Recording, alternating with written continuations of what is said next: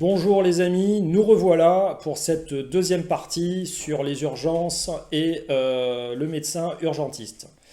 Lors de la première partie, j'ai surtout mis l'accent sur les études de médecine en général. Dans cette deuxième partie, je vais mettre l'accent sur l'urgentiste en particulier. Et dans cette deuxième partie, qui est une partie très importante, vous saurez absolument tout sur les urgences et sur le médecin urgentiste en France. Alors, qui est le médecin urgentiste? Le médecin urgentiste est un docteur en médecine, donc il a fait des études de médecine. Il a fait d'abord 6 ans à la fac, puis en stage à l'hôpital. Puis après, il a été interne 4 ans, comme je vous l'avais expliqué lors de ma première vidéo. À la fin, il présente une thèse de doctorat en médecine qui lui prend souvent 6 mois, 1 an. Donc on peut raisonnablement dire que le médecin urgentiste est un médecin Bac+11 et il est actuellement titulaire d'une spécialité en médecine d'urgence, c'est un DES d'urgence. Je dis bien actuellement parce que il fut une époque pas si lointaine où la spécialité de médecine d'urgence n'existait pas. L'organisation des urgences en France est apparue donc dans les années 60-70 et l'idée de SAMU, de centre 15, est apparue dans les années 80. Donc vous voyez, c'est encore plus récent. Juste pour que vous puissiez savoir, la première fois qu'on a fait le 15, le chiffre 15, lorsqu'on fait le 15 pour une urgence, la première fois, c'est apparu en 1978. Donc il y a à peine 44 ans. Et l'urgentiste en lui-même, c'est-à-dire la spécialisation, en tout cas la spécificité de l'urgentiste, c'est-à-dire le médecin qui travaille aux urgences, n'est apparu qu'à la fin des années 80, début des années 90. Donc vous voyez que c'est vraiment très récent. C'est pour ça que actuellement, on peut dire que l'urgentiste est la dernière spécialité de médecin qui existe. Et c'est pour ça que l'organisation des urgences reste encore un petit peu, on va dire, fragile. Alors, pour en revenir aux études du futur médecin urgentiste, donc comme vous le savez, donc il a fait 6 ans à la fac, et quand il est 4 ans en tant qu'interne, là il va apprendre son futur métier, il va faire plusieurs stages de 6 mois, donc en tout il va en faire 8, dans le cadre de son DES d'urgence. DES qui veut dire diplôme d'études spécialisées. Il va faire des études en gynéco-obstétrique pour apprendre à faire les accouchements, il va faire des études, disons des stages en pédiatrie, il va faire des stages en réanimation, donc pour apprendre à réanimer les gens, à savoir ce que c'est qu'un patient fragile et instable. Il va faire des stages en USIC, c'est-à-dire en cardiologie, USIC voulant dire unité de soins intensifs de cardiologie, parce que comme vous le savez, la grande partie des urgences et ce qui tue encore énormément en France, ce sont les infarctus du myocarde. Autrement dit, syndrome coronarien aigu, SCA, ce qui est à la mode actuellement. Et bien entendu, l'urgentiste va faire des gardes aux urgences, il va faire des gardes au SAMU et des gardes en SMUR. Il faut savoir que le SAMU est une entité un peu à part. Le SAMU, c'est le centre 15, c'est-à-dire lorsque vous êtes malade et que vous faites le 15, vous tombez sur un centre de régulation d'appel qui est très souvent situé dans les préfectures de chaque département. Donc, par exemple, si vous êtes dans le Puy-de-Dôme et que vous faites le 15, vous tomberez sur Clermont-Ferrand. Si vous êtes dans Lyon et que vous faites le 15, vous tomberez sur Auxerre, etc., etc. Là, vous avez des standardistes qui vont prendre votre appel. C'est ce qu'on appelle des PARM, des permanencières, qui vont prendre votre appel, qui vont trier les appels, qui vont filtrer un petit peu tout ça. Et après, vous tomberez sur un médecin qui vous orientera au mieux. Ce médecin s'appelle le médecin régulateur du centre 15. Donc, le futur urgentiste fera aussi des stages au SAMU, au centre 15. Donc il fera des stages en cardiologie, il fera des stages en réanimation, il fera des stages en gynécologie obstétrique pédiatrique, il fera des stages aux urgences bien entendu, il fera des stages en SMUR, Je vous expliquerai plus tard ce que c'est que le SMUR. Et il fera aussi des stages au centre 15, c'est-à-dire au SAMU. Cet interne, durant 4 ans, bien entendu, va travailler énormément. Il va travailler entre 50 et 60 heures par semaine, même s'il y a de nouvelles lois qui on va dire, réglementent le nombre d'heures que doit faire un étudiant en médecine, parce que à mon époque, il y avait beaucoup moins de réglementation que cela.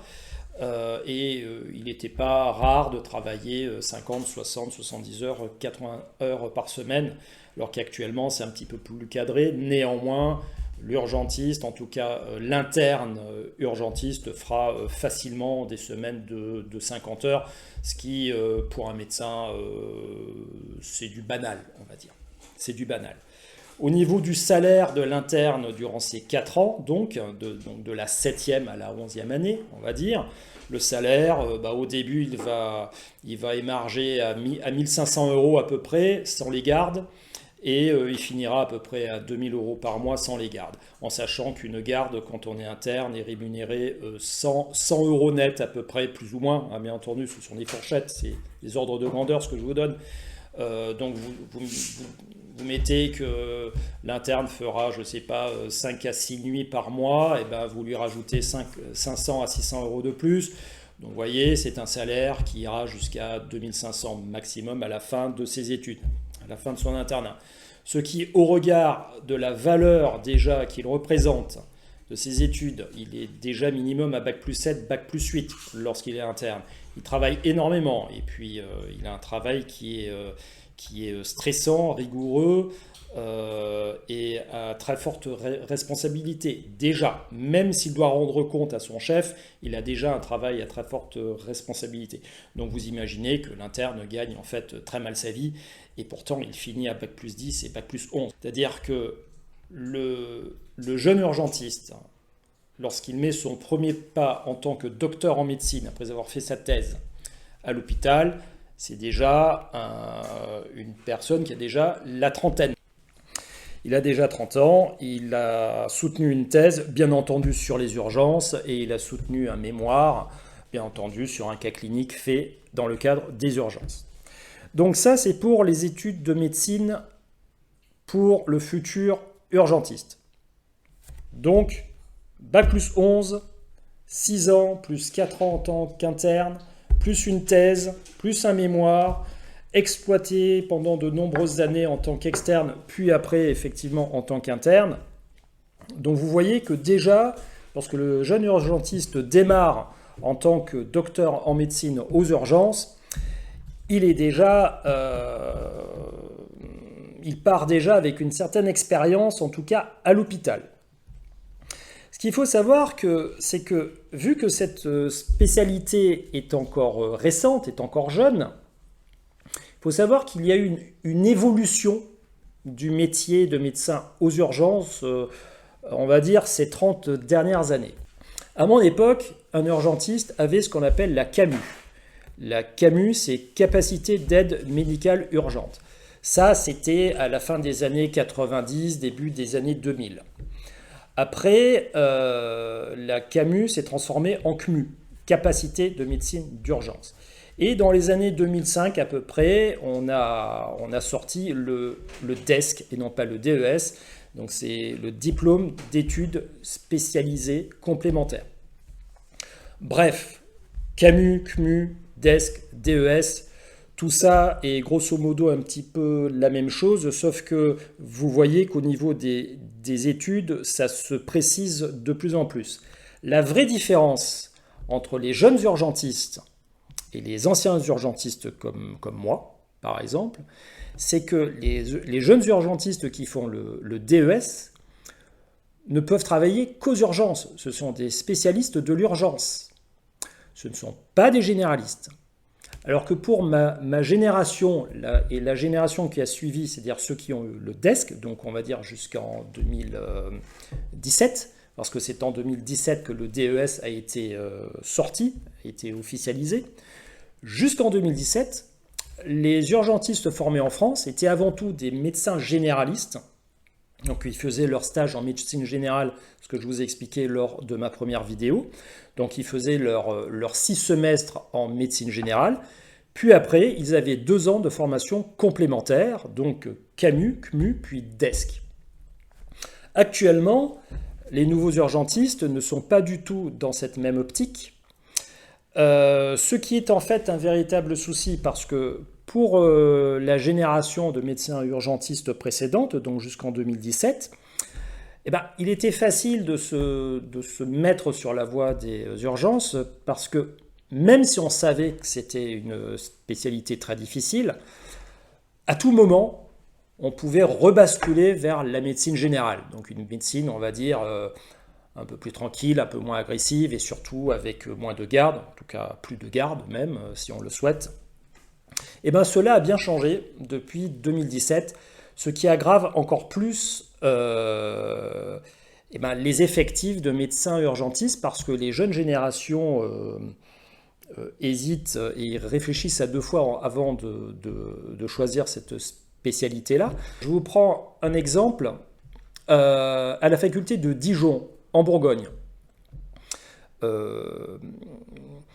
chaque année, il y a à peu près, je ne sais pas, 15 à 18 places de DES d'urgence offerts aux internes, donc pour qu'ils puissent faire leur spécialité pour être urgentistes plus tard. Chaque année, ils sont donc à peu près 15 ou 17, et bien l'année suivante, ils ne sont plus que 8 ou 10. C'est-à-dire que beaucoup de jeunes internes ayant choisi quand même la médecine d'urgence voient de leurs propres yeux ce qui se passe aux urgences et décident, c'est ce qu'on appelle un droit au remords, décident dès l'année suivante de faire autre chose. Ce qui aggrave le cas de la médecine d'urgence parce que comme vous le savez, ou comme vous le verrez, c'est ce que je vais vous expliquer, il n'y a pas du tout assez de médecins urgentistes en France. C'est énorme, c'est dramatique. Et je ne sais pas comment on va s'en sortir juste à ce niveau-là. Mais il y a plein d'autres problèmes aux urgences. Mais rien qu'à ce niveau-là, il y a un sous-effectif de médecins urgentistes en France. Ça va s'aggraver dans les années à venir si rien n'est fait. Et de toute façon, rien ne sera fait. Donc, pour résumer, le nouvel urgentiste est un spécialiste de l'urgence qui est à Bac plus 11, thèse inclus. Les anciens urgentistes, c'est-à-dire la grande majorité des médecins aux urgences que vous verrez, sont en fait des médecins généralistes qui ont travaillé 2 ans de plus, qui ont étudié 2 ans de plus pour faire leur spécialisation en médecine d'urgence. Et bien entendu, les stages qu'ils ont faits s'apparentent aux stages des DES. C'est-à-dire que pour ma part, par exemple, j'ai fait mes stages comme interne en médecine générale. À l'époque, j'avais déjà pris pratiquement que des stages aux urgences et puis en SMUR parce que c'était ce que j'aimais. Et par la suite, dans ma spécialisation de CAMU, j'ai fait des stages en musique, en réanimation, au bloc opératoire pour apprendre des tas de gestes, en SMUR, etc., etc. Ce qu'il faut bien savoir, c'est que la spécialité de médecine d'urgence est une spécialité très récente, neuve, qui a à peine 30 ou 40 ans. L'urgentiste, même s'il a trouvé sa place maintenant à l'hôpital, ça n'a pas toujours été le cas. Ce qu'il faut savoir, c'est que les premiers urgentistes, ceux qui sont arrivés à l'hôpital à la fin des années 80 et au début des années 90, c'était des pionniers. C'était des médecins généralistes, certes avec une formation supplémentaire pour pouvoir faire des urgences, mais c'était des pionniers. Et c'était avant tout des généralistes qui travaillaient à l'hôpital. Et à cette époque-là, l'hôpital était le sanctuaire des spécialistes. C'est-à-dire que les généralistes travaillaient en ville en tant que médecins libéraux, et l'hôpital, c'était là où travaillaient les spécialistes, là où s'exerçait l'excellence à la française. Donc les premiers urgentistes qui arrivaient en tant que généralistes aux urgences étaient perçus de façon bizarre par tous ces spécialistes habitués à travailler entre eux à l'hôpital. Le généraliste était même vu de haut par les spécialistes, parce que un spécialiste, ce n'est pas un généraliste. Et encore moins à cette époque-là. Donc la première génération d'urgentistes arrivant à la fin des années 80, début des années 90 à l'hôpital, a eu énormément de mal à se faire une place. Ils étaient freinés, ils étaient barrés par les autres médecins des services, et ça n'a pas été facile. Ça n'a pas été facile. Maintenant, c'est l'effet inverse. L'urgentiste a toute sa place à l'hôpital, c'est reconnu comme une spécialité, et je dirais même que les urgences étant devenues la vitrine de l'hôpital et même la vitrine de notre système de santé, parce que c'est un excellent indicateur de notre système social et de santé, les urgences sont devenues indispensables au sein de l'hôpital. Et l'urgentiste est devenu finalement un personnage central et une pierre angulaire au sein du système hospitalier français. Et si je vous parle de ça et si j'insiste autant sur cela, c'est que les urgences en France vont très mal, et donc c'est l'hôpital entier qui va très mal. Certes, l'hôpital n'a pas besoin des urgences pour aller mal, mais c'est un cercle vicieux qui aggrave les choses. Et ce qui se passe aux urgences est un excellent indicateur de la souffrance qui nous attend pour les mois et les années à venir. Donc maintenant, vous savez tout sur la formation du médecin urgentiste. Maintenant, l'urgentiste en lui-même, dans quelle structure travaille-t-il? Que fait un urgentiste, en fait, quand il a fini ses études? Eh bien, l'urgentiste, quand il a fini ses études, lorsqu'il est donc docteur en médecine, quand il a été formé et préparé pour exercer la médecine d'urgence, il peut travailler dans différentes structures. Alors certes, la grande majorité des urgentistes vont travailler à l'hôpital, bien entendu, mais ils peuvent aussi travailler ailleurs.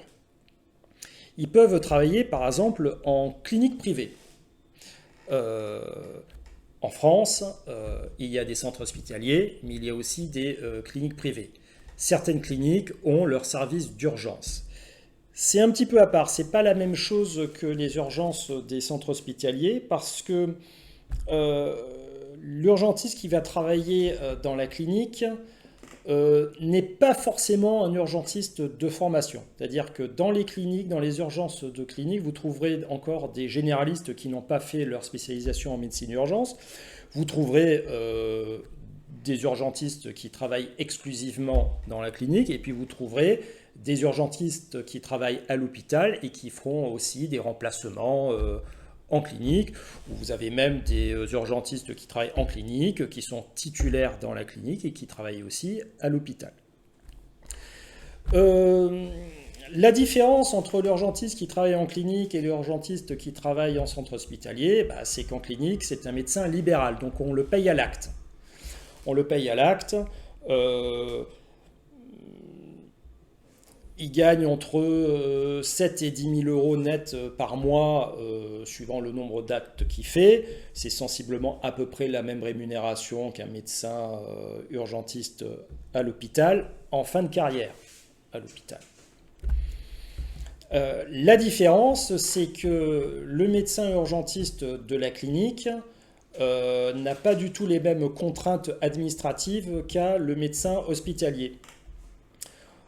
À la clinique, c'est un médecin libéral, il fait ce qu'il veut, il n'a pas l'administration sur le dos, il organise son service d'urgence comme il l'entend.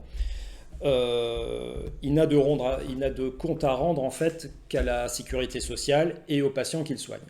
Donc c'est un médecin libéral avec toute la liberté de travailler qu'il veut. Il y a quelques inconvénients, bien entendu. Quand on travaille en libéral, c'est plus vous faites d'actes et mieux vous gagnez votre vie. Par contre, si vous n'avez aucun client, vous ne gagnez pas votre vie. Au niveau des urgences, je vous rassure, la clientèle est là. Vous avez un tel manque de médecins aux urgences que le médecin urgentiste en clinique gagne très bien sa vie et a beaucoup de travail.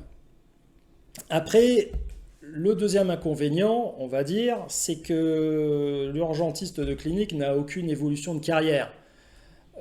Par définition, un médecin libéral, il travaille, on le paie à l'acte, il retravaille, il ne va pas gravir les échelons, il ne va pas former les internes. Et puis surtout, la vraie différence entre le médecin qui travaille en clinique et le médecin qui travaille à l'hôpital, c'est que le médecin qui travaille dans une clinique ne va pas faire de SMUR, ne va pas faire les très grosses urgences qui se font à l'hôpital. Il fera plutôt de la bobologie, on va dire. Ce n'est pas péjoratif de dire de la bobologie, c'est-à-dire que l'urgentiste de clinique soignera plutôt les gens qui se sont fait une petite plaie, une fracture, une foulure, etc. Mais ne va pas prendre en charge de grosses réanimations que prend en charge l'urgentiste à l'hôpital. Donc, quand vous finissez vos études pour être médecin urgentiste, vous pouvez travailler en clinique. Mais ce n'est absolument pas le choix de première intention du jeune médecin urgentiste. Le jeune médecin urgentiste, il va travailler à l'hôpital, il fera une carrière hospitalière. Et c'est sur cette carrière-là que je vais m'étendre un peu plus. Donc, le jeune médecin urgentiste hospitalier fera une carrière très probablement au début en tant que praticien hospitalier. Praticien hospitalier, c'est ce qu'on appelle le PH. PH, c'est en fait un fonctionnaire qui est en CDI et qui va travailler à l'hôpital, qui va faire carrière à l'hôpital jusqu'à la fin de sa carrière, donc jusqu'à l'âge de 62-65 ans à peu près. Le médecin urgentiste hospitalier, qui représente la très grande majorité des médecins urgentistes qui existent en France, va faire du SAMU, du SMUR, des urgences et de l'UHCD. Alors, je vais vous expliquer un petit peu tout ça.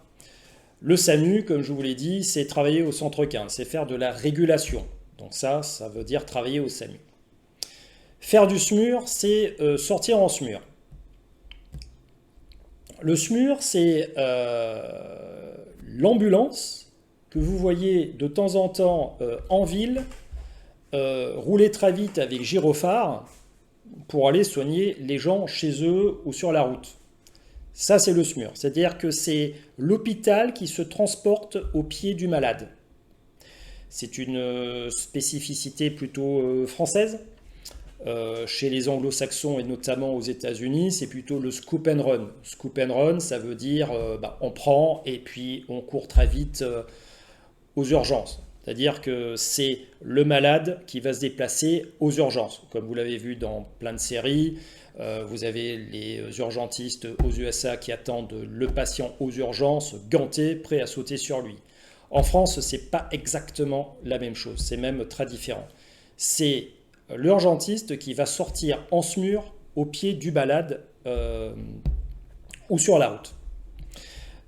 Une équipe de SMUR est formée par un ambulancier qui conduit la voiture de SMUR, par une infirmière et un médecin. Ils sortent à 3. Donc, l'urgentiste qui sort en SMUR, c'est un urgentiste hospitalier. Et l'urgentiste va travailler surtout aux urgences. Urgences qui, dans l'organisation des urgences, il y a ce qu'on appelle une UHCD. UHCD, c'est Unité d'hospitalisation de courte durée, ou UHTCD, Unité d'hospitalisation de très courte durée. En fait, quand les gens viennent aux urgences, s'il faut les surveiller un jour ou deux, on les met en UHCD jusqu'au lendemain. Normalement, théoriquement, ce sont des gens qui peuvent rentrer chez eux le lendemain. Vous verrez que ce n'est pas si souvent le cas maintenant aux urgences en France.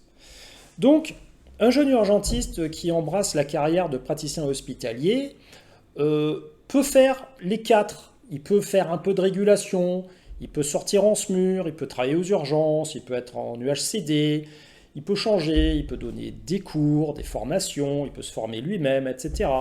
Donc, c'est finalement un travail assez varié au sein de la structure hospitalière publique française. Souvent, le jeune urgentiste, avant d'être PH, il sera ce qu'on appelle assistant. Assistant, il est encore un petit peu en transition, c'est encore un bébé docteur, même s'il a déjà 30 ans. C'est la rémunération qui change. parlons de la rémunération du médecin urgentiste hospitalier français. Je pense que ça peut intéresser énormément de gens, surtout ceux qui aimeraient faire cette carrière-là. Ce qu'il faut savoir, c'est qu'un urgentiste, un urgentiste hospitalier est un fonctionnaire, donc il va gravir les échelons. Vous avez le premier échelon au début de votre carrière, et puis vous avez le 13e échelon à la fin de votre carrière. Le salaire d'un urgentiste lors de ces premiers échelons est de 4 000 € net à peu près par mois, plus ou moins. Je n'ai pas les fourchettes. Si vous voulez vraiment avoir les chiffres exacts, vous regardez ça sur Internet. Tout est écrit. Vous mettez salaire d'un urgentiste PH et puis on vous mettra le salaire échelon par échelon.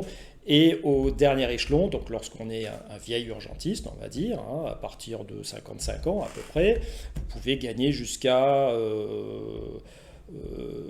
9-10 000 € net à peu près. Tout cela avec ce qu'on appelle les indemnités de suggestion. Ça veut dire quoi?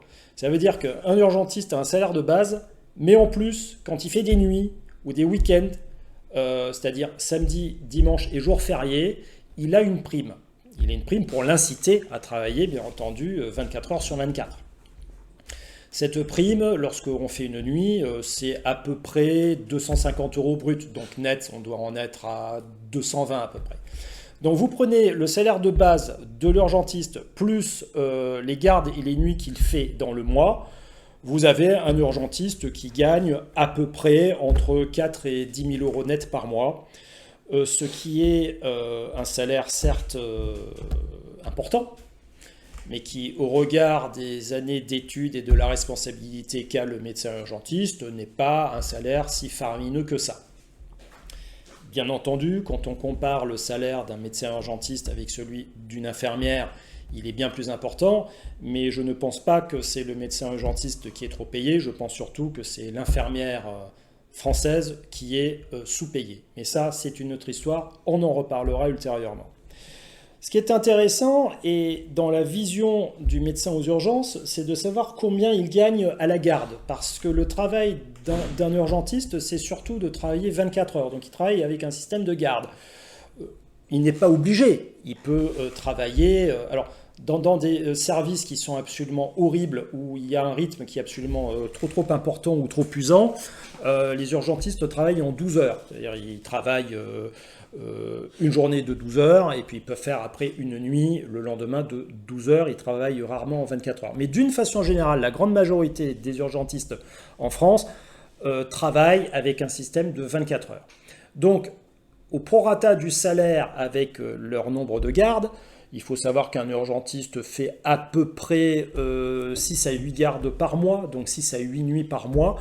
Si vous prenez le salaire divisé par le nombre de gardes de 24 heures qu'il fait, un urgentiste hospitalier gagne entre 700 € net par garde au début, quand il est jeune, jusqu'à 1 700 € net la garde de 24 heures lorsqu'il est en fin de carrière. Ce sont des salaires qui prennent en compte certaines primes. Lorsqu'on est fonctionnaire hospitalier français, vous avez ce qu'on appelle une prime d'exclusivité de service public. C'est-à-dire que, en fait, vous promettez de ne pas travailler dans le privé, vous promettez de ne pas travailler en libéral, vous promettez de ne pas travailler ailleurs. En échange, vous vous donnez à 100% pour le service hospitalier français. Et en échange, vous avez une prime d'exclusivité de service public qui est aux alentours de 800-900 € net à peu près. Et par contre, si vous acceptez de travailler dans plusieurs hôpitaux mais publics, vous pouvez avoir une prime de ce qu'on appelle une prime multisite qui avoisine les 200 ou 300 € net à peu près. Donc si on rajoute toutes ces primes-là, avec les indemnités de nuit et de jours fériés et de week-end, plus le salaire de base et les échelons qui grimpent, et ben vous avez à peu près un urgentiste qui gagne entre 4 et 10 000 € net par mois. Il gagne en moyenne 6 à 7 000 € par mois net. Voilà, garde comprise. Ça, c'est pour le médecin hospitalier français, qui représente 90% ou 95% des urgentistes en France, en tout cas de ceux qui travaillent aux urgences en France. Et puis, un urgentiste, donc en dehors de l'hôpital et de la clinique, il peut travailler aussi ailleurs. Il peut faire plein d'autres choses. En fait, le métier d'urgentiste ouvre des tas de portes et offre des tas d'opportunités. Et on peut dire qu'il peut se faire plaisir en faisant autre chose. Il peut varier les plaisirs. Il peut, par exemple, faire du SOS médecin. En tout cas, pour les anciens. Vous connaissez le principe de SOS médecin, c'est des médecins qui font des visites chez les gens, des médecins libéraux, c'est un peu comme un médecin généraliste, mais vu que les médecins généralistes ne prennent plus leur garde, eh ben, il y a de nouvelles structures qui ont remplacé les visites à domicile qui s'appellent SOS médecin. SOS, ça vient de Save Our Souls, sauver nos âmes. Voilà. Ils sauvent plus que des âmes, ils sauvent notamment un petit peu le système de santé défaillant en France et surtout les urgences parce que les SOS médecins vont faire des visites dans les grosses villes et empêcher que ces gens-là aillent embouliser les urgences de ces grosses villes. Malheureusement, les SOS médecins n'existent pas en zone rurale, n'existent pas dans les petites villes. Je pense que la ville la plus petite dans laquelle il y a un SOS médecin, c'est la ville de Sens, dans l'Yonne, qui doit faire 20-30 000 habitants à peu près. Donc, un urgentiste peut aussi faire du SOS médecin, en tout cas ceux qui ont été urgentistes jusqu'en 2017, c'est-à-dire ceux qui ont une formation en médecine générale, parce qu'un SOS médecin, c'est avant tout un médecin généraliste. D'ailleurs, la grande majorité des SOS médecins sont des médecins généralistes, mais vous trouverez, si un jour vous faites le numéro de SOS médecin, et si vous avez un SOS médecin qui vient vous soigner, eh ben, vous avez une chance pour que ce soit un urgentiste ou un ancien urgentiste qui vienne chez vous. Donc, SOS médecin gagne aussi à peu près 7 à 10 000 euros net par mois. Alors, le salaire d'un médecin libéral, c'est très variable en fait. Autant la carrière d'un médecin urgentiste hospitalier est plutôt bien cadrée, avec un salaire qui est clair et qui est prévisible échelon après échelon, autant un médecin libéral, comme son nom l'indique, est un médecin libre. Il fait ce qu'il veut. Donc s'il veut travailler énormément, il peut travailler énormément. S'il veut travailler très peu, il travaille très peu. S'il veut faire plein d'actes en 5 minutes, il fera plein d'actes en 5 minutes. S'il veut prendre son temps, il prend son temps. Donc tout cela, c'est des fourchettes. Il est bien évident que vous aurez des SOS médecins qui gagnent 15 000 euros net par mois, vous en aurez d'autres qui gagnent 3 000 euros net. Mais d'une façon générale, la fourchette la plus fréquente, on va dire, celle qui est au centre de la courbe de Gauss, c'est une fourchette de 7 à 10 000 euros net par mois chez un SOS médecin, ce qui équivaut à peu près au salaire d'un médecin urgentiste qui travaille en clinique privée, ce qui équivaut à peu près au salaire d'un urgentiste hospitalier en fin de carrière.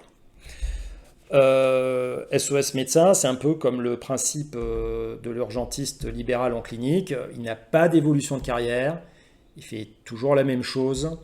Il fera à 65 ans ce qu'il fait à 32 ans.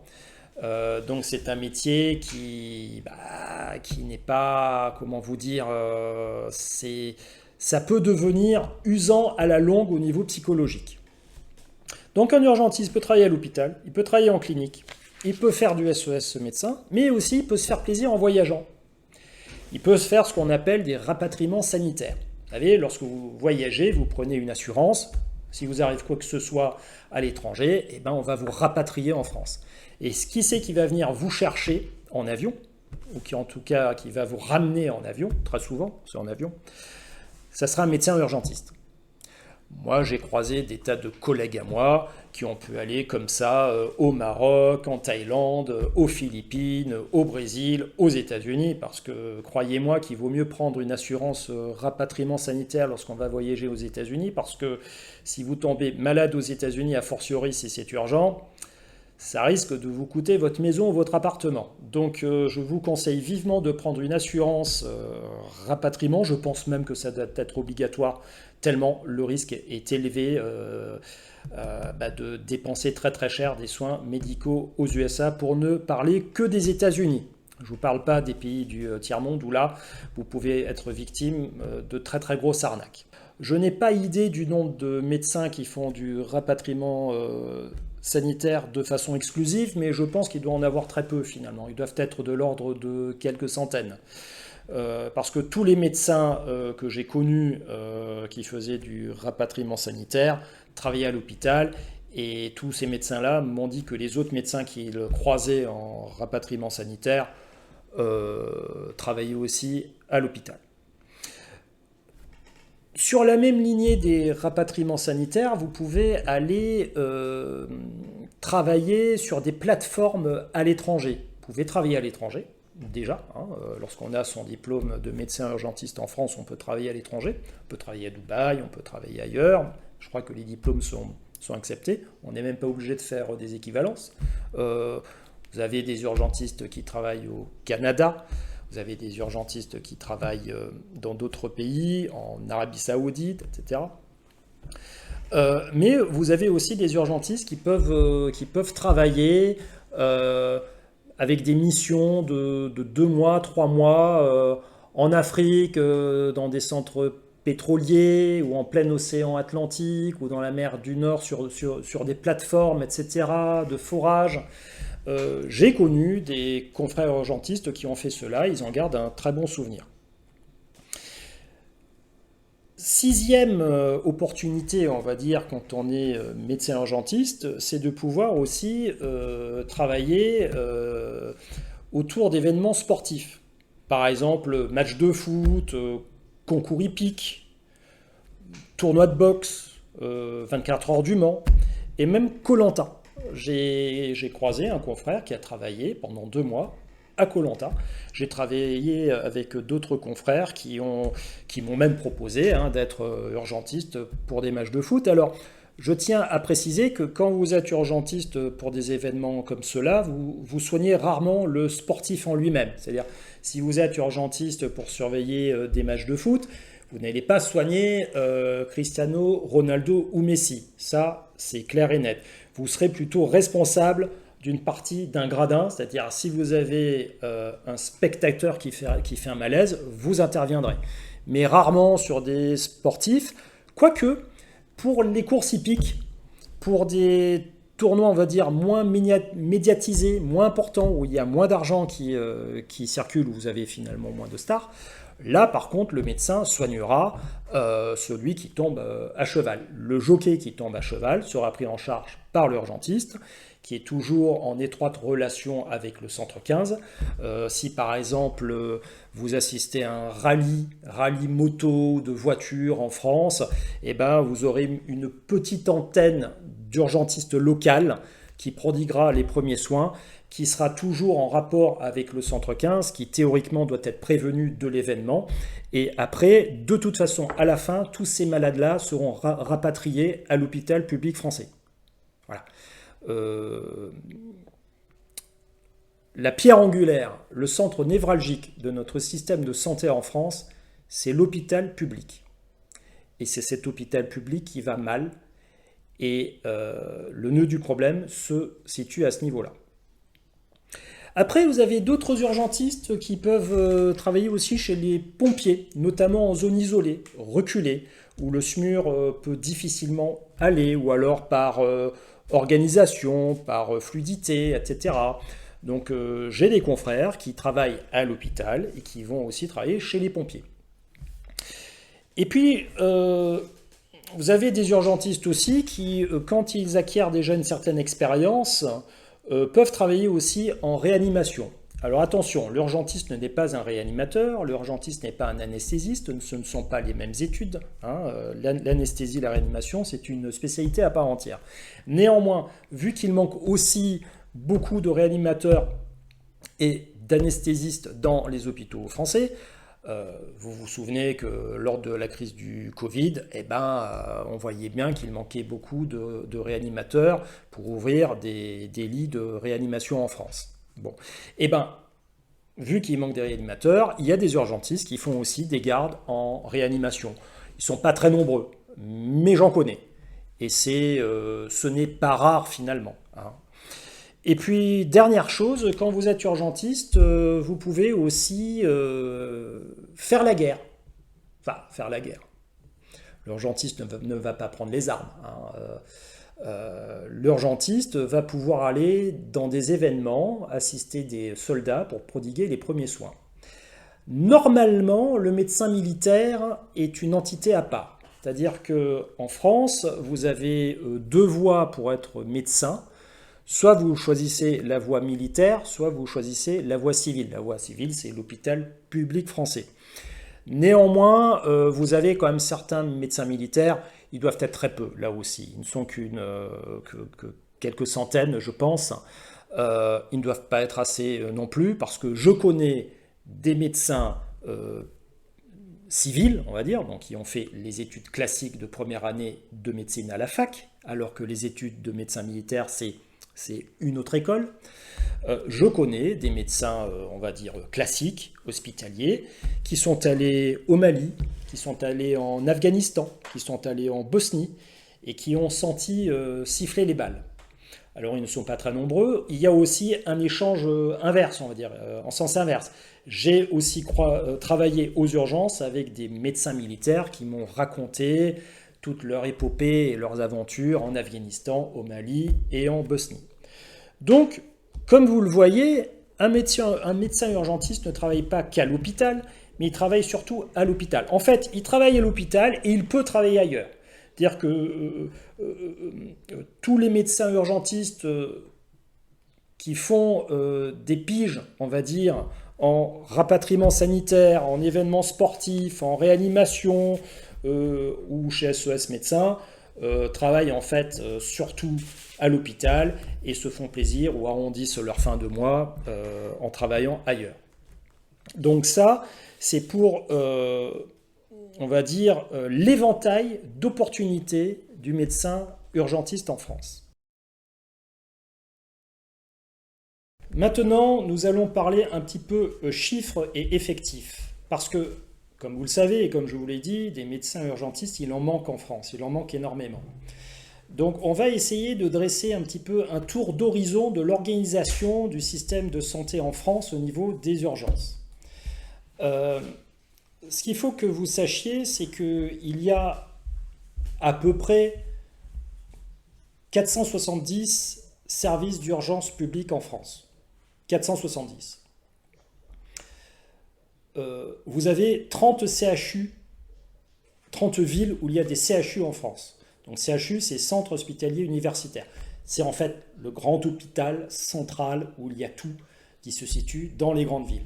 Hein, donc, comme je vous l'ai dit, c'est Clermont-Ferrand, Nantes, Toulouse, Bordeaux, Saint-Étienne, Grenoble, Reims, Rennes, Paris, etc., etc., Poitiers, etc., etc. Donc ça, c'est les CHU. Les CHU, c'est là où vous trouvez les externes, c'est là où vous trouvez les professeurs. Les professeurs n'exercent que dans les CHU, donc n'exercent que dans les grandes villes, qui sont en fait des capitales de région, qui sont des capitales régionales. Vous avez en France 100 préfectures. Vous avez 100 départements, vous avez 100 préfectures, et puis vous avez 233 sous-préfectures. En fait, l'hôpital public français se concentre surtout, si on veut faire un raccourci, on va dire, les urgences se trouvent au niveau des préfectures et des sous-préfectures et dans certaines villes. Donc vous voyez, si vous faites la somme des préfectures et des sous-préfectures, ça fait 333. Dans les préfectures, il y a les capitales régionales et vous avez 474 services d'urgence publique en France. Donc vous avez les préfectures, les sous-préfectures et les principales villes qui ne sont pas sous-préfectures. C'est là où se trouvent les urgences hospitalières françaises de proximité. C'est pas dans toutes les villes, c'est pas dans toutes les villes de 5000 habitants que vous aurez des urgences. Il y a certaines villes de 5000 habitants qui ont des urgences, comme par exemple, je ne sais pas, dans le Lot, la ville de Gourdon, vous avez Saint-Thierry-et-la-Perche, dans le Limousin, etc. Mais il est très rare que des villes de 5000 habitants aient des urgences. Ce sont plutôt des villes de taille moyenne à partir de 15 000 habitants à peu près. Et vous avez 387 SMUR. Vous voyez que ça se restreint un petit peu. Hein. C'est-à-dire que toutes les urgences en France n'ont pas forcément un SMUR. Par contre, là où il y a un SMUR, il y a presque toujours des urgences. Il y a certaines antennes SMUR dans des endroits isolés, mais c'est vraiment anecdotique. Donc, il faut que vous compreniez que le maillage du territoire français au niveau des urgences est plutôt bon. Hein, pour un pays de 67 millions d'habitants, avoir 474 services d'urgence publics de proximité, c'est pas mal. Au niveau des entrées aux urgences, l'évolution a été énorme ces 20-30 dernières années. C'est-à-dire que l'affluence aux urgences, on va dire, a presque cru de façon exponentielle. J'exagère à peine, ce n'est pas exponentiel, mais en tout cas, c'est quand même énorme. Pour de multiples raisons, on en reparlera, mais ce qu'il faut que vous sachiez, c'est qu'en 1990, par exemple, si on faisait la somme de toutes les entrées aux urgences, de tous les patients vus aux urgences en France à cette époque-là, ça faisait 7,2 millions de patients vus aux urgences en 1990. Très rapidement, ça a cru à 10 millions en 1996. 10 millions. C'était déjà énorme. Ce qu'il faut que vous sachiez, c'est qu'en 1996, il y avait déjà des problèmes aux urgences. Il y avait déjà les premières grèves, les médecins urgentistes n'étaient pas contents, c'était difficile, vous avez trop de malades, il n'y avait pas assez de moyens, etc. Et là, on en était à 10 millions de passages en 1996. Maintenant, en 2021-22, en tout cas j'ai les chiffres de 2019, mais bon, il y a eu l'épisode Covid qui a faussé un petit peu les entrées, mais là, depuis 2022, ça redémarre. Maintenant, on en est à 22 millions d'entrées aux urgences en France. Donc, je ne sais pas si vous vous rendez compte, en à peine 25 ans, l'affluence aux urgences a doublé. Les effectifs, eux, n'ont pas doublé aux urgences, loin de là. Et surtout, la population qui se présente aux urgences n'est pas la même. En 2022, vous avez beaucoup plus de gens âgés qu'en 1996. Beaucoup plus de gens. Et ce sont les gens âgés qui prennent beaucoup de temps aux urgences. Déjà, ils ont du mal à se déplacer, ils ont du mal à s'exprimer. Beaucoup de gens âgés sont déjà un petit peu Alzheimer. Ils ont des problèmes chroniques. Ils sont ce qu'on appelle polypathologiques. Et donc beaucoup plus fragiles, d'autant plus qu'ils prennent beaucoup de médicaments. Ça, c'est pour le nombre d'entrées aux urgences en France. Le nombre d'entrées aux urgences en France se divise donc sur les 22 millions, ça se divise, on va dire, en 3 groupes. Vous avez à peu près 16 millions de patients qui seront reçus au sein des urgences publiques adultes françaises. Donc urgences publiques adultes. 16 millions. Vous avez 2 millions de Français qui seront pris en charge dans les urgences pédiatriques. Alors, il y a des hôpitaux qui font aussi des urgences exclusivement pédiatriques. C'est-à-dire que, d'une façon générale, lorsque vous vous présentez aux urgences, vous serez vu par un médecin urgentiste, que vous soyez un adulte ou un enfant. Par contre, dans certains hôpitaux, plutôt les gros hôpitaux et les très gros hôpitaux, vous serez pris en charge directement dans des urgences pédiatriques si vous êtes un enfant. La différence entre les urgences pédiatriques et les urgences adultes, c'est que les urgences pédiatriques ne sont pas tenues par des urgentistes. Ce sont des pédiatres. Même si là aussi, étant donné la grosse pénurie de pédiatres qu'il y a en France, on demande à certains urgentistes de travailler dans des urgences pédiatriques. On m'a moi-même demandé si je ne voulais pas travailler aux urgences pédiatriques, par exemple au centre hospitalier de Auxerre, il y a déjà 15 ans de cela. Et il y a des propositions de boîtes d'intérim qui donnent, par exemple, qui proposent des missions dans des urgences pédiatriques. Mais c'est vraiment à la marge, c'est vraiment accessoire.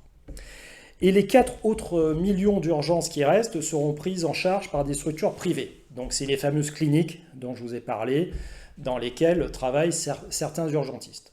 Donc 22 millions d'entrées par an en France aux urgences en général, 16 millions dans les urgences adultes hospitalières, 2 millions dans les urgences pédiatriques, qui elles aussi sont publiques hospitalières. Je pense qu'il n'existe pas de cliniques privées qui prennent en charge des urgences pédiatriques. Je pense qu'il n'y en a pas, ou peut-être une, je ne sais pas.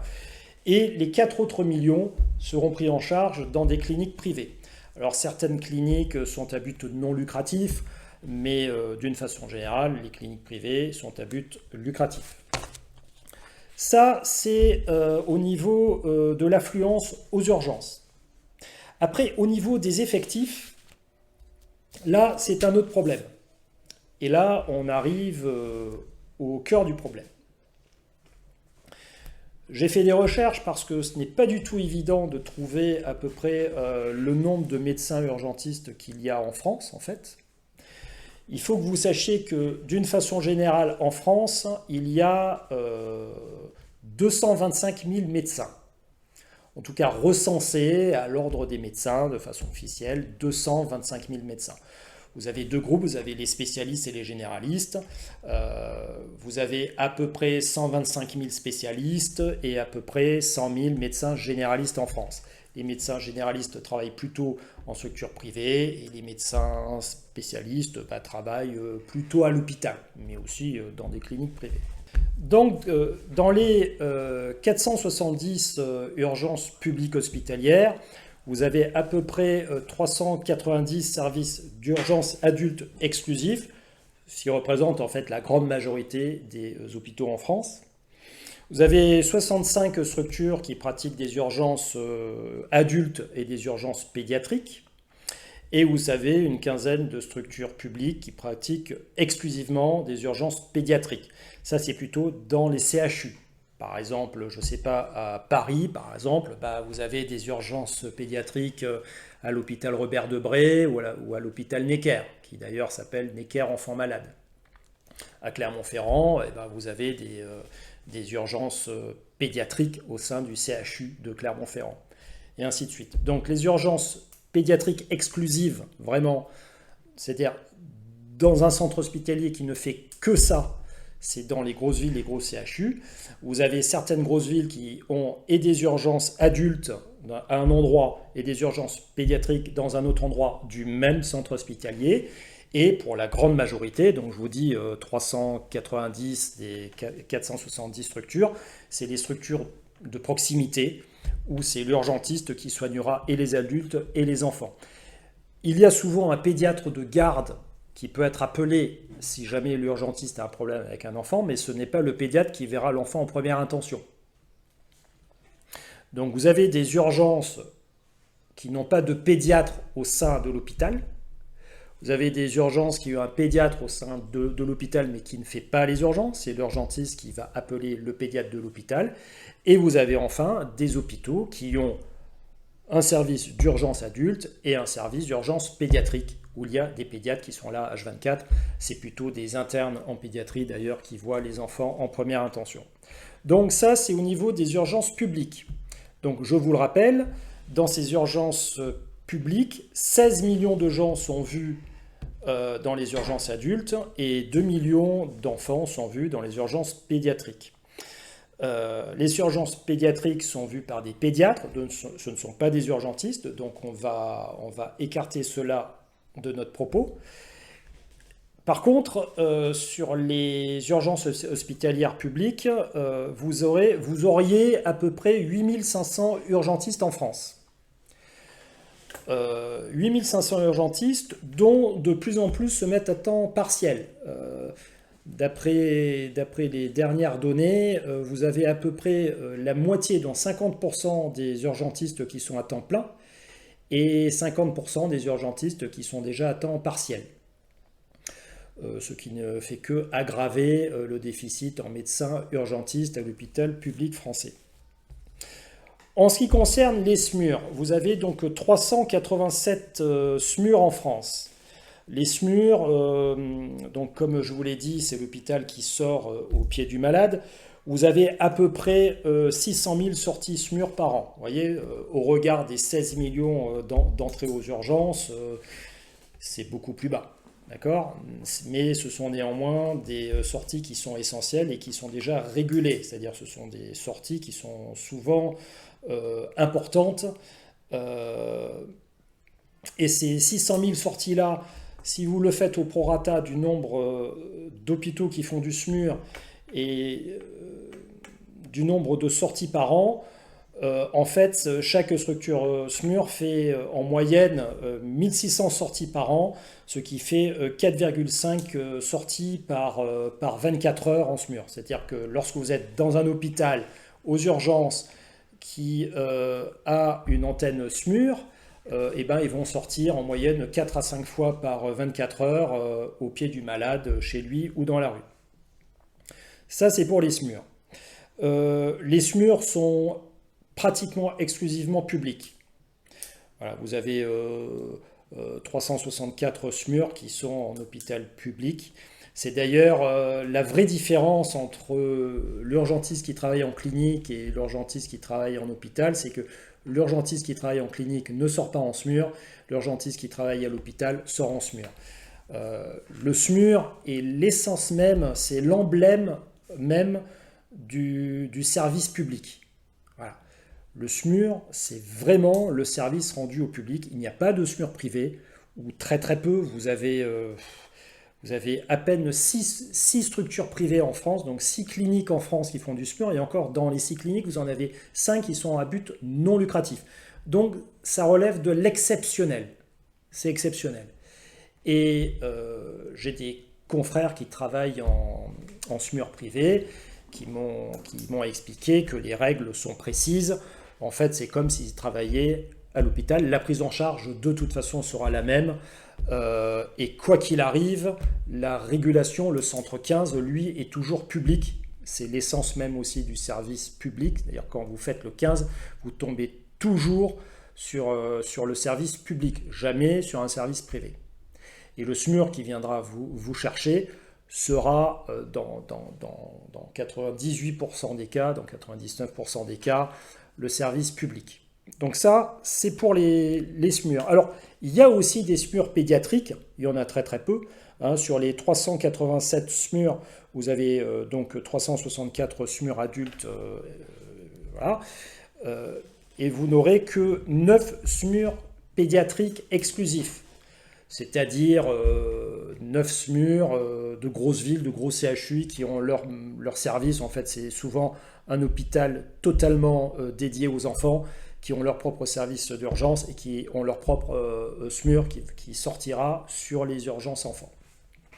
Donc en gros, le SMUR, c'est dans la très grande majorité des cas, ça sera un urgentiste qui sortira. Alors pour les SMUR pédiatriques, ce sera un pédiatre qui sortira.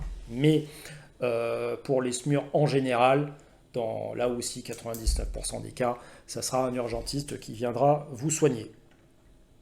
Ça, c'est pour les SMUR en général.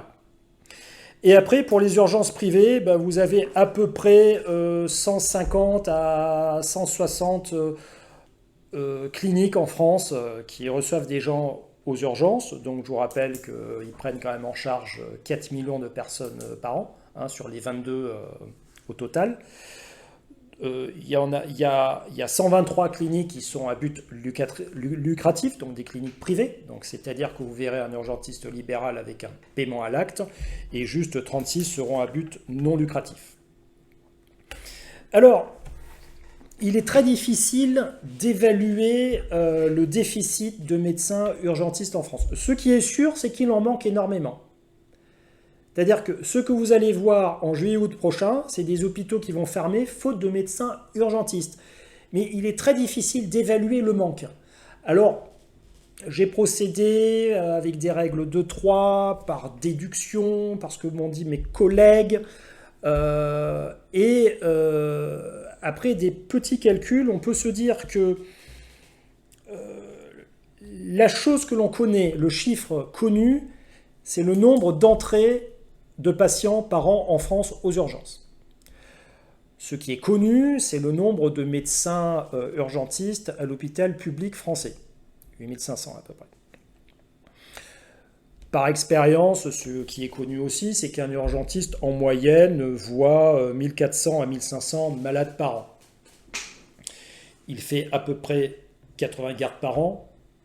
Donc, Vous faites la division et puis vous trouvez qu'un urgentiste en moyenne, par garde de 24 heures, voit entre 18 et 20 malades par 24 heures. C'est très variable parce que vous avez une organisation des urgences telle que, bon, on en reparlera plus tard, que vous avez des médecins qui sont à l'accueil des urgences qui vont voir les mêmes malades que vont voir les médecins qui vont prendre la suite. Vous avez des chefs de service qui seront la moitié ou les trois quarts du temps dans leur bureau à faire du travail administratif, de planning, etc. Donc ils ne verront pas trop de malades. Vous avez aussi les médecins qui sont en UHCD, donc ils voient les malades qui ont déjà été vus par les urgentistes précédents. Vous avez tous les médecins régulateurs au SAMU qui ne touchent pas vraiment les malades, ils sont juste là pour réguler les patients, etc., etc. Donc ce qui fait que, au prorata de tout cela, avec le nombre d'entrées aux urgences et le nombre d'heures travaillées par les urgentistes et le nombre de malades qui voient en moyenne, il faudrait déjà 11 000 médecins urgentistes en France pour que le système tourne. Il y a 8500 médecins urgentistes qui travaillent actuellement en France, mais avec le nombre de temps partiel, on va dire qu'en équivalent temps plein, donc si on les mettait vraiment à temps complet, ça ferait plus 8500, mais plus que 6000 médecins qui seraient là à temps complet dans les hôpitaux. Donc vous voyez que déjà il faudrait 11 000 médecins, et en pratique, des médecins vraiment en poste à l'hôpital public, vous en avez à peu près 6000 à 6500. Et encore, je ne prends pas en compte tous les médecins, donc je vous dis, qui font office de chef de service, qui sortent en SMUR exclusivement, qui sont médecins à l'accueil des urgences, qui travaillent en UHCD, qui font du SAMU, de la régulation, etc. On peut raisonnablement mettre 1000 médecins de plus pour faire fonctionner tout ça. Au bas mot, minimum. Hein, ça, c'est en prenant les heures supplémentaires probablement faites par les médecins hospitaliers. Sans compter les arrêts maladie, les grossesses et autres formations. Donc on peut allègrement se dire que il faudrait à peu près 12 000 médecins dans l'hôpital français pour que le système hospitalier tourne. 12 000, vous voyez, on en est à 6 000, donc il manquerait déjà 6 000 médecins. Tout ça, c'est dans les 450 structures publiques françaises qui représentent donc 80% des entrées aux urgences en France. Pour ce qui concerne le privé, alors vu qu'un médecin d'une clinique privée, un urgentiste d'une clinique privée voit des malades qui sont moins lourds qu'un malade qui rentre à l'hôpital, au lieu d'en voir 20 par 24 heures ou par garde, il en verra plutôt 40. Donc en faisant le prorata du nombre d'entrées dans les urgences privées qui est de 4 millions avec des médecins qui voient en moyenne 3000 malades par an, on arrive à peu près au chiffre de 1400 médecins qui travailleraient dans les structures privées en France. Vu que dans les 1400, vous en avez une grosse moitié, si ce n'est pas les 2 tiers, qui sont en fait des médecins généralistes ou d'autres qui sont des médecins hospitaliers en France, on peut raisonnablement dire que les médecins qui travaillent en clinique sont à peu près 600 en plus. Oui, un dernier petit mot sur les cliniques privées au niveau des urgences. Pourquoi l'urgentiste voit-il plus de gens aux urgences d'une clinique privée qu'à l'hôpital ? La raison est simple, c'est que l'urgentiste de la clinique peut choisir ses patients. Autant les urgences hospitalières doivent accueillir tous les patients qui se présentent à l'hôpital, autant à la clinique, on peut faire le tri. J'ai moi-même travaillé en clinique, il y avait des secrétaires qui me demandaient si je voulais prendre en charge ce malade-là. Je disais, ben non, j'ai pas envie, il est trop lourd, il peut me faire trop perdre de temps, envoyez-le à l'hôpital. Donc les cliniques, c'est vraiment des structures où l'urgentiste va choisir ses patients, c'est-à-dire plutôt des patients, on va dire, faciles à soigner, avec des actes techniques précis, des sutures, des plâtres, etc. Et les gens âgés qui prennent énormément de temps, qui sont polypathologiques et qui, il faut le dire aussi, rapporteront moins d'argent à un urgentiste d'une clinique qu'un jeune qui s'est fait une plaie à l'arcade. Tous ces gens âgés ou lourds ou qui vont prendre du temps ou qui sont graves iront à l'hôpital. Donc c'est vraiment l'hôpital public français qui prend en charge absolument tout le monde et les structures privées, on va dire, sont là plus pour aider les hôpitaux à gérer le flux de patients et à prendre des malades plutôt jeunes qui ont eu des accidents de sport ou des plaies ou de la médecine générale, bien entendu.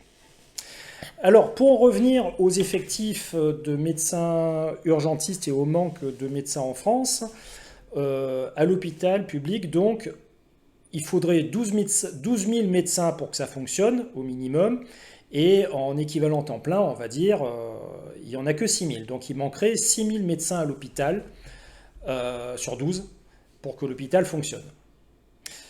À cela, il faut ajouter un dernier groupe de médecins urgentistes qui est de plus en plus important et qui est devenu incontournable au sein du système hospitalier français. Ce sont les médecins intérimaires, les médecins qui font de l'intérim. C'est un sujet très sensible, c'est un sujet qui est devenu épineux. Il y a 8 ou 9 mois, on a voulu mettre une loi pour empêcher les intérimaires d'avoir des salaires trop élevés, parce qu'il est vrai que quand on est médecin intérimaire et qu'on fait une garde comme intérimaire à l'hôpital pendant 24 heures, on gagne plus d'une façon générale qu'un médecin hospitalier. En moyenne, à la garde, donc je vous avais dit, un médecin hospitalier gagne entre 700 et 1700 euros net la garde de 24 heures. En moyenne, il gagne 1200 euros net la garde de 24 heures. Ça, c'est lorsqu'il est hospitalier. Un intérimaire, lui, gagne entre 1200 et 1800 euros net la garde de 24 heures. Il y a même des gardes qui se négocient à 2000 euros. Il y a même des hôpitaux qui, lorsqu'ils sont vraiment pris à la gorge, peuvent proposer jusqu'à 2000-2500 euros net la garde, ce qui est exceptionnel. Et c'est des hôpitaux absolument horribles où je ne conseille à aucun urgentiste d'aller travailler parce que c'est vraiment horrible. Donc, ce groupe de médecins intérimaires, il est évalué selon les boîtes d'intérim ou selon les médecins intérimaires que j'ai croisés. Je suis moi-même médecin intérimaire. J'ai choisi de quitter mon poste à l'hôpital public pour devenir intérimaire. Il y aurait à peu près 3000 intérimaires en France. Donc 3000 médecins urgentistes qui feraient de l'intérim, donc qui iraient boucher les trous des plannings des 470 structures en France à peu près. Un peu moins parce qu'il y a quand même des hôpitaux qui ne font pas appel à des intérimaires, mais ils sont de moins en moins nombreux. Il y aurait à peu près 3000 intérimaires en France. Ce qu'il faut savoir, c'est que sur ces 3000 intérimaires, les 2 tiers, au minimum les 2 tiers, sont déjà en poste. C'est-à-dire que le profil du médecin intérimaire urgentiste français est un médecin qui a déjà un poste dans un centre hospitalier, qui est lui-même PH, donc praticien hospitalier ou assistant ou attaché, ou ce que vous voulez, et qui fait en plus des gardes comme médecin intérimaire pour arrondir ses fins de mois. Pour bon nombre d'entre eux, ils n'en ont pas besoin, mais c'est pour arrondir les fins de mois. Et on peut dire que c'est grâce aux médecins intérimaires que le système hospitalier français ne s'est pas totalement écroulé. Ces intérimaires sont évalués donc à 3000, les 2 tiers sont déjà en poste à l'hôpital, donc on peut dire que des médecins qui font que de l'intérim à 100% sont évalués à peu près à 1000 en France. Donc, quel est le nombre de médecins urgentistes en valeur absolue en France ? On fait les comptes. Il y a à peu près 8500 médecins hospitaliers en France qui sont en poste. Il y a à peu près 600 urgentistes qui travaillent en clinique privée, donc ça fait à peu près 9000. Et sur les 3000 intérimaires, vous en avez 1000 sur 3000, donc c'est un tiers qui sont intérimaires exclusifs. Donc j'évalue à 10 000 le nombre d'urgentistes qu'il y a en France. Donc pour rappel, il y a 225 000 médecins en France, donc on peut dire qu'un médecin sur 22 en France est urgentiste. Voilà, prenez 20 médecins. Il y en a un qui est urgentiste. Alors, si on fait les comptes pour savoir exactement le nombre de médecins urgentistes qu'il manque dans le système hospitalier public français, eh ben, on prend les 8500 médecins temps plein, dont la moitié sont à temps partiel. Donc ils sont en pratique 6000 à travailler à temps plein. Vous avez donc les 600 médecins qui travaillent dans les structures privées. A priori, pour les structures privées, il ne manquerait pas tant de médecins urgentistes que ça, mais je pense qu'il en manque quand même. Et vous prenez les 1000 médecins intérimaires qui travaillent souvent à temps plein. Donc ça fait 10 000 médecins en France. Il en faudrait minimum 12 000 à 12 500 à l'hôpital. Mais ces 12 000 à 12 500, comme vous le savez, la moitié travaillerait à mi-temps, vu qu'il y en a 8 500 avec la moitié à mi-temps, 12 000, 12 500, la moitié serait à mi-temps. Donc, pour vraiment boucher tous les trous qu'il y a aux urgences, il faudrait à peu près 16 000 médecins hospitaliers en France, dont la moitié travaillerait à temps partiel. Temps partiel, ça peut être 40%, 60%, 80%. Sans compter ceux qui sont en arrêt maladie, des fois ce sont des arrêts très longs pour burn-out, hein, on en reparlera plus tard, et d'autres sont en formation ou en congé maternité, etc., etc. Donc finalement, il existe en France 10 000 médecins urgentistes. L'hôpital français a besoin de 16 000 urgentistes. C'est-à-dire que plus du tiers des postes hospitaliers publics d'urgentistes en France sont vacants, intérimaires inclus. Ce qui veut dire que la situation est dramatique. Soit on ferme des services d'urgence, soit on dit aux gens de ne pas se présenter aux urgences, soit on crée des médecins en plus. Donc vous imaginez 5 à 6 000 médecins à créer en plus, et vous croyez qu'un médecin, ça se forme en 3 semaines? Comme je vous l'ai expliqué, il faut 10 à 11 ans pour former un médecin. Donc c'est pas demain la veille qu'avec le système actuel, parce que je vous ferai des tas de propositions plus tard, pour changer le système, pour sauver le système. Mais si on continue à appliquer le système tel qu'il existe actuellement, la situation est plus que dramatique, elle est désespérée. D'autant plus que l'affluence aux urgences va ne faire que de croître. Ça va croître d'année en année, pour plusieurs raisons. Les Français vont vieillir de plus en plus, donc viendront de plus en plus aux urgences. Les Français seront de plus en plus nombreux. Les médecins généralistes seront de moins en moins nombreux. La féminisation de la profession de médecin, et notamment de médecins urgentistes, va accroître le nombre de temps partiel. Donc la situation actuelle est dramatique, mais dans les années à venir, ça sera encore pire. Et je vous l'expliquerai lors d'une prochaine vidéo. Donc, que faire pour que le système tourne? Je ne sais pas. En tout cas, ce qui est sûr, c'est qu'à l'heure actuelle, il faudrait 15 à 16 000 médecins pour faire tourner les urgences en France telles que l'organisation des urgences publiques françaises est faite actuellement. Et il n'y a que 10 000 médecins, on va dire, équivalents temps plein, qui pourraient travailler aux urgences. Voilà la situation en chiffres bruts des effectifs aux urgences en ce mois de juin 2022. C'est-à-dire à la veille de cet été. Je ne sais pas si vous vous en rendez compte. Ça veut dire qu'il y a des services qui ne trouveront pas de médecins. C'est aussi simple que ça. Ils ne trouveront pas de médecins. Ça va fermer. Ou alors, c'est des services qui fonctionneront en mode dégradé.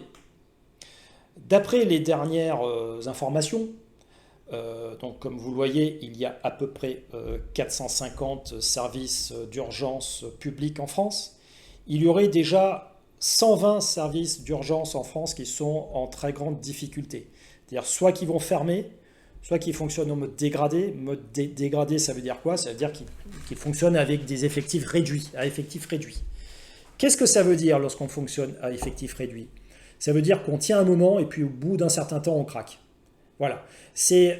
Mettez-vous à la place d'un restaurant avec terrasse au bord de la mer, d'accord? Avec, je sais pas moi, 30 tables, et vous avez 3 serveurs qui s'occupent chacun de 10 tables. Et il faut que ça tourne, il faut que les gens des 30 tables soient servis. Bon, eh ben, vous imaginez qu'au lieu qu'il y ait 3 serveurs, il n'y en a plus que 2 pour servir toujours les 30 tables. Même s'il y avait déjà 3 serveurs, ça ferait déjà beaucoup de travail, donc 2, vous imaginez. Les 2 serveurs ne tiendront pas longtemps. Même avec des pourboires, ils ne tiendront pas longtemps. Ils craqueront. Et c'est ce qui attend la France. C'est-à-dire que là, nous sommes rentrés dans un engrenage, dans un cercle vicieux, sans fin, qui va se dégrader petit à petit, avec des arrêts maladie qui vont se multiplier, avec des démissions qui vont se multiplier. Et surtout, c'est pas ce qui va attirer les nouvelles générations. Donc, il manque 5000 médecins urgentistes en France. Les urgences hospitalières vont en pâtir, elles en pâtissent déjà, et ce n'est que le début d'un engrenage qui sera catastrophique.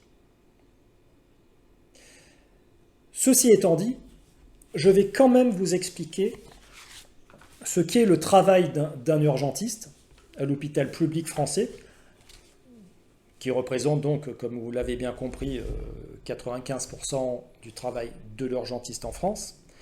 Je vais vous expliquer le travail de l'urgentiste et l'organisation d'un service d'urgence en France afin que vous puissiez mieux comprendre ce qui se passe exactement aux urgences et surtout afin que vous puissiez mieux comprendre ce qu'est le travail précis, intrinsèque du médecin urgentiste. Et ça sera l'objet d'une prochaine vidéo.